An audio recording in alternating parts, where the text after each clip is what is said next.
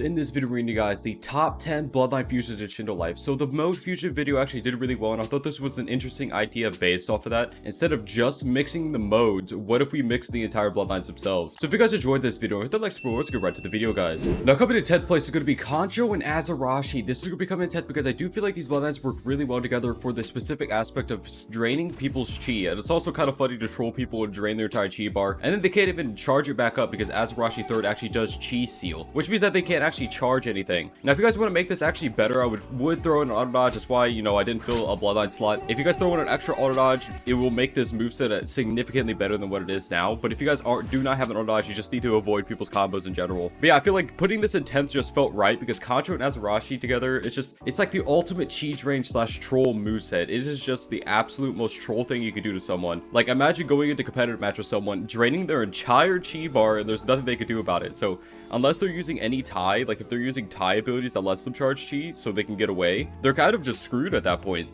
They get hit once and they're basically lose after that because you just be hyper aggressive against them. So yeah, that's why this is going to be coming in 10th. Now coming in 9th place is going to be Shindai Red Goku and Ryan Ren Goku. Now this is going to be coming in 9th for the simple aspect of Shindai Ren's auto dodge not being on the same global cooldown as Ryan Ren. So not only do you get two abilities that lets you avoid abilities in general, one that lets you escape and one that lets you avoid the start of it, but you also actually get a really good stun ability that pairs really well with Shindai Ren's counter and lets you actually do all the damage that the counter can actually do. So I feel like these together is actually a really good, moveset in general. Not only that, but the mode of Shindai Ren is actually significantly better than pretty much every other C-spec in the game. So yeah, if you're gonna, this just seems like a really good Bloodline Fusion because you get a good mode, you get an auto dodge, you get iframes, and you get a good combo with that. It's also kind of good to use together. It's kind of cool in general because they're both Ren Gokus, and it's kind of funny how they pair super well together, but they don't pair as well with their actual Akuma counterparts. That's just kind of funny to me. Now coming in 8th place is going to be Sabaru and Odin Sabaru. Now this is going to be for the simple aspect of them being really good for M1 combos. Now even though they're really good for M1 combos, Sabaru, the ability that teleports with them can actually bug out sometimes. It'll fling you super high in the air, fling you far away. So if you have to kind of learn how to use the ability in general to avoid that happening. But when it comes to Sabaru and Odin Sabaru, the abilities are such a low cooldown that you can actually spam M1 combos on people. Now they actually did rework air combos, so it's a lot harder to hit people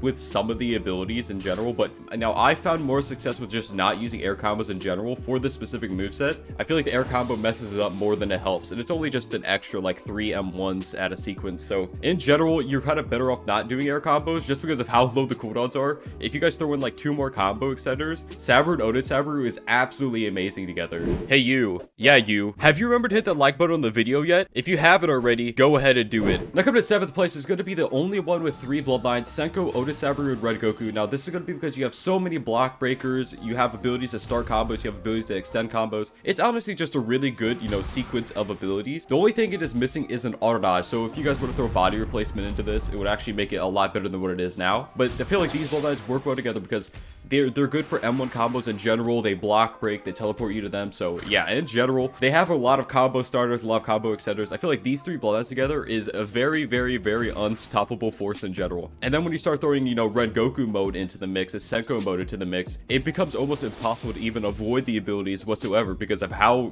hyper aggressive these bloodlines are. Now, I'd see the one issue, like I said before, it doesn't have a dodge, but also the Ren Goku mode can kind of mess you up sometimes. So you might be better off actually using Odin Sabaru mode or just not using a mode at all. Now coming to 6th place, it's going to be Forge, Red Goku, and Satori Akuma. This is going to be for the simple reason of you have so many iframes, you can avoid everything. All you pretty much need to do is weapon spec someone, C-spec, and then use Forge Ren Goku first. And then by the time Forge Ren Goku first ends, your Satori Akuma weapon spec is almost back off cooldown. So it allows you to just spam iframes, it allows you to escape things, and you can do a lot of damage to them simply because Satori Akuma mode is absolutely amazing. And this is without me even throwing in any of the other abilities. Just Forge Ren first, Satori Akuma mode. That is literally it. Now coming to 5th place is going to be Shindai Ren Goku and Riser Akuma. Now I'm sure you guys know why these go really well together. The Shindai Ren Goku mode is obviously really good. It does have the block break, which actually goes really well with Riser Akuma's second, because no matter how, unless they're across the entire map, you will always hit them with a Riser Akuma stun, and it actually does combo with Shindai Ren second, which happens to be the block breaker. Not only that, but obviously Riser Akuma auto dodge, is really good in general. That's the reason why Riser Akuma is just, it's one of the better bloodlines right now, simply because the auto dodge is absolutely amazing, combined with the fact that the stun is actually quite good. I didn't actually know how good the stun was until I used it myself. The stun is actually kind of insane, all things considered. But yeah, in general, Shindo Life and Riser Akuma, they go really well together, they combo well together, you have a good mode, you have a good auto dodge, and it's pretty much just everything you would ever need from bloodlines. Now coming to 4th place, it could be Scorch / Dokai. Now this is going to be just because of M1 combos in general. There's not really much to say about this. I'm sure you guys have seen it before. Scorch and Dokai go really well together because they're both very M1 combo based, so you could extend combos with Dokai and get a lot of damage off of Scorch. There's not really much else to say about it, just a good M1 combo bloodline.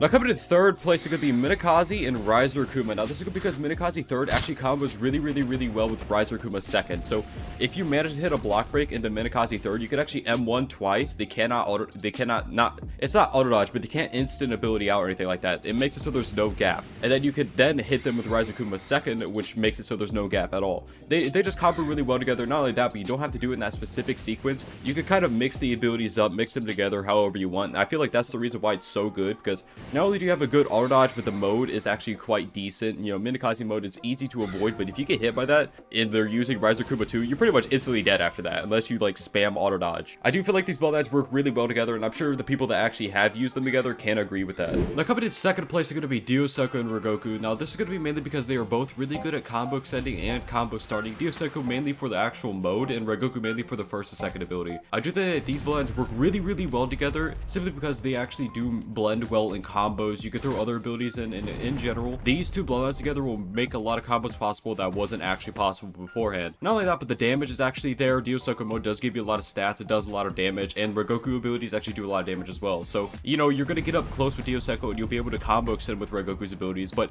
if you do not actually hit the C-spec, or in case you need to extend further, you can always use Rengoku 1st ability, which is why I do think that these bloodlines actually pair really well together.